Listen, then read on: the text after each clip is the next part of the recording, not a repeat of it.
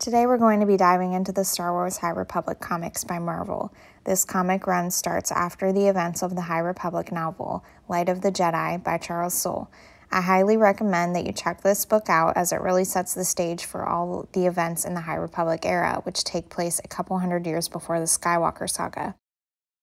The galaxy is at peace, ruled by the glorious Republic and protected by the noble and wise Jedi Knights. As a symbol of all that is good, the Republic is about to launch Starlight Beacon into the far reaches of the Outer Rim.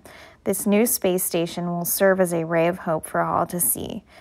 But just as a magnificent renaissance spreads throughout the Republic, so does a frightening new adversary. Now the guardians of peace and justice must face a threat to themselves, the galaxy, and the Force itself.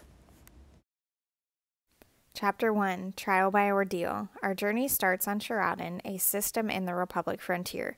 We see Jedi Padawan Keeve Trennis trying to concentrate, to connect to the Force, only to be interrupted by Conry, a small winged alien called the Zimpi. Keeve tells Conry to leave her alone, to leave now. Conry asks, why? What is going to happen? Is there danger? Should I be afraid? Keeve replies, no, everything is exactly as it should be, just as a giant one-armed Trandoshan attacks from above, lunging at her with an ignited blue lightsaber. Keeve counters with her dual-bladed green lightsaber. Clashing their lightsabers together, the Trandoshan questions her about her lack of focus, and questions the training she is receiving. Just what are they teaching in the temples these days? She force pushes him away, stating, maybe you should ask my master. The Trandoshan, on the ground, gives Keeve advice. You need to work on your lateral sweep, my Padawan. Keeve then questions Master Sskeer, asking why they have come to this planet instead of allowing him to recuperate while she prepares for her trials to become a Jedi Knight. She curses, unless you don't think I'm ready, is that it? Sskeer, after telling her to watch her language, then asks, why do you think we're here? Standing below a group of tall stone-like needles, Sskeer begins Keeve's trials. He explains the difficulty of climbing the needles and that many have failed. He tells her that he has placed a Tythonian pendant at the top of one of the ancient, fragile peaks, and that she must recover the pendant. You will not fall. You will not give up until it is in your grasp. He asks if she is scared. There is no fear, only certainty. He scolds her. A Jedi does more than parrot ancient lore. A Jedi acts. As she climbs, Conry flies alongside her. Are you sure you aren't scared? I would be scared if I could not fly. Really, I'm fine, she replies, just as the needle starts to crack. The peak crumbles, and Keeve screams as she begins to fall. She ignites her blade and slices into the peak to slow her descent. She comes to a halt, hanging from the hilt of her lightsaber, trying to focus, while again being distracted by Conry, who is pointing out to her the view of the Zimpi city. Another Zampi arrives. Conry, what are you doing? As Conry replies to his friend, Keeve begins to hear a buzzing noise. Wait, can you hear that? She asks. The sound grows louder and closer. What the varp? The peaks explode, releasing a dozen giant flying insect-like beasts and sending Keeve again into a freefall. Okay, now I'm sweating. Starlight Beacon. What do you mean you don't know where Sskeer is? You know everything, Maru. Avar questions Estella Maru, the head of operations aboard Starlight Beacon. Scrolling through hollow documents, he informs her, Master Kriss, we are 9 hours from the dedication of this facility. I am organizing the arrival of hundreds of delegates and testing a beacon that will be heard the galaxy over, and coordinating care for millions. I cannot be expected to track every master who goes off station. It's killing you that you don't know, isn't it? Avar replies. Is it that obvious? I'm just worried, Avar says. Maybe he blames himself for Master Mali, replies Maru. That's not it. I can't hear a song within the Force, Avar answers, describing her connection to the Force and how she feels and hears the Force as a song, with each Jedi having a different song or note.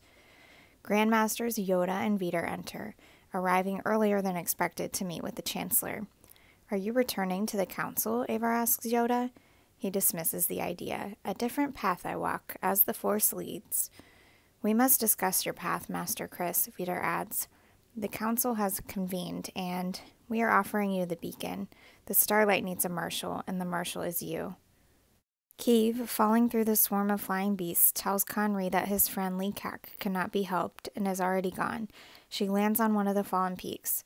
I'm sorry, Conry, I truly am. Besides, we have other problems, she says as she notices the swarm heading towards the Zimpi city.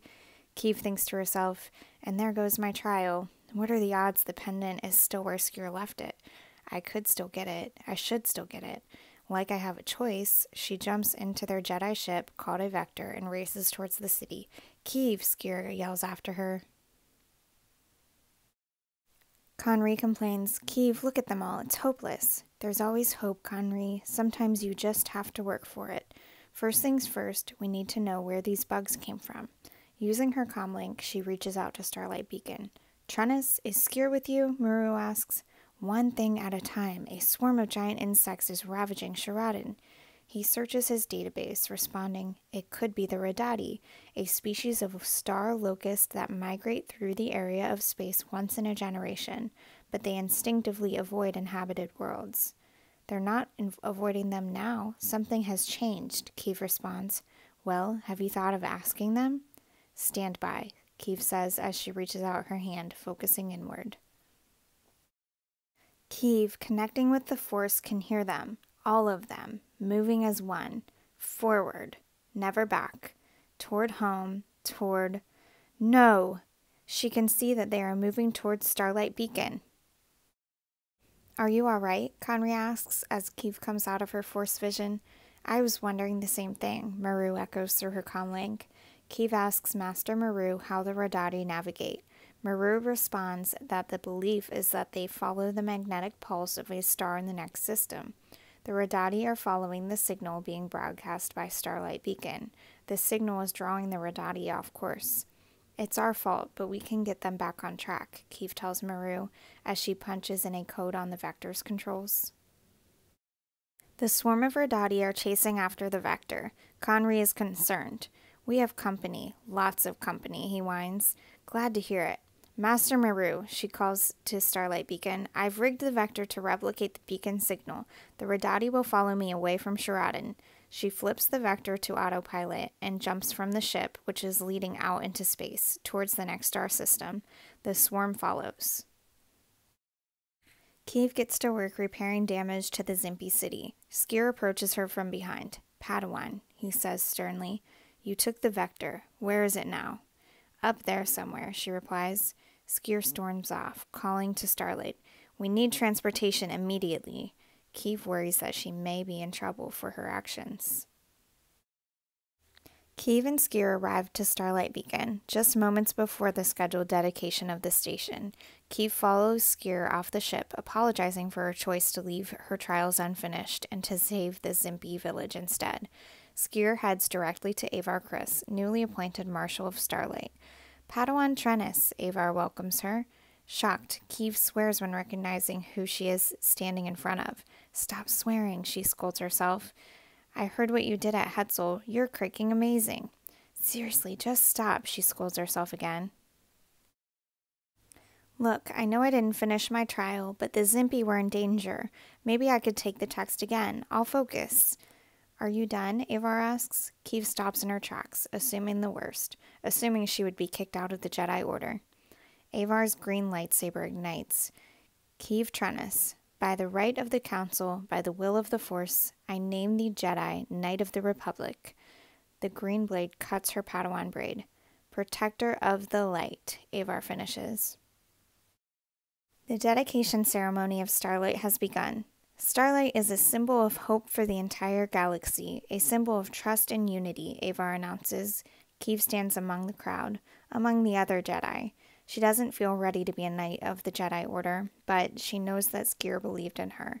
He took her to Sharadin, knowing what would happen, and knowing that she would rise to the challenge. Whenever you feel alone, whenever darkness closes in, hear our signal and know that the Force is with you. Know that we are with you. This is our promise. This is our covenant. For light and life, Avar finishes. The crowd echoes, for light and life, as they raise their lightsabers in the air. It was all a test, Kiev tells herself. A test I passed. I won't let them down. Not now, not ever. Skier enters his chambers and screams, "No!" He covers his face with a terrified look in his eyes. Please be sure to like this video if you enjoyed it. Subscribe to the channel to follow along as we review the next issues of the High Republic comics. Thanks, and may the Force be with you.